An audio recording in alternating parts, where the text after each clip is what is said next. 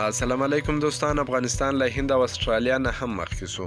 افغانستان په لومړۍ نړیواله ورځنۍ لوبه کې د زمبابوې لوبډلې ته د 15 منډو په توپیر ماتې ورکړه او د های سی سی سوپر لیګ په سیالیو کې یوه بله لوبه هم وګټله او د 10 نمرو سره یې له 5 مقام څخه 3 مقام ته پرمختګ وکړ. د های سی سی سوپر لیګ کې د افغانستان اتمه لوبه و چې پکې اتمه بریا خپله کړه او د 80 نمرو په درلودلو سره یې 3 مقام ته ځان پورته کړ.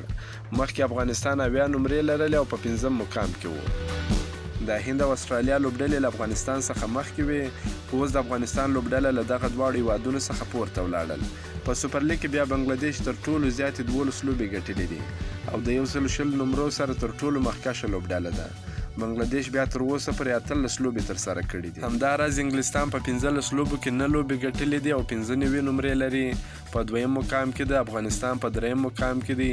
هند په 12 لوبو کې 8 لوبې ګټلې دي او 9 نمرې لري او استرالیا په 12 لوبو کې 7 لوبې ګټلې دي چې 8 نمرې لري. همداراز ویسټ انډیز په 12 لوبو کې 7 لوبې، آیرلینډ په 18 لوبو کې 6 لوبې، سریلانکا په 18 لوبو کې 6 لوبې، نیوزیلند په 6 لوبو کې 6 لوبې، پاکستان په 12 لوبو کې 6 لوبې، سویلي افریقا په 14 لوبو کې 4 لوبې، زیمبابوې په 14 لوبو کې 3 لوبې او نیدرلینډز په 12 لوبو کې 2 لوبې ګټلې دي. د یادولو وړ ده چې د ای سی سی نړیوال جام 2022 کال لپاره به د همدې لوبډلو څخه غوره لوبډلې انتخابیږي.